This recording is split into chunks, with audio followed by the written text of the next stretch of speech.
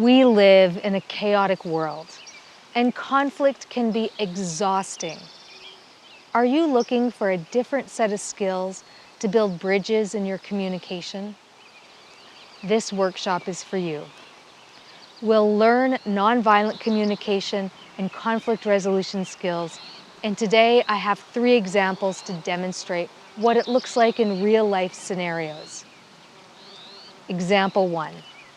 You have a terrible manager, and you say this to your colleague, and it doesn't really go anywhere and you feel even worse about your manager. Or you say directly to your manager, I'm frustrated with how long it takes to do month-end reporting. What can we do to make this more effective? Example 2. You have an uncle or family member who doesn't believe in climate change and bombards you with emails and YouTube videos, and it's infuriating. You set a boundary.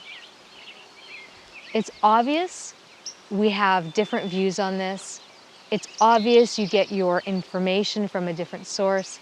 Stop sending me emails.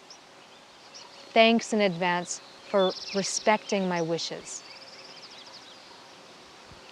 Example 3. You have a friend who's constantly late. You could say, you're always late and you don't respect my time.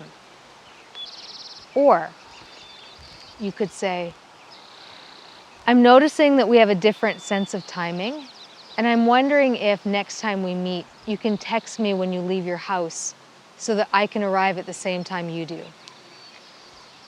If you're looking to sharpen your skills and create open lines of communication in your relationship, to be honest and assertive and compassionate, visit Edinburgh Community Yoga for more details.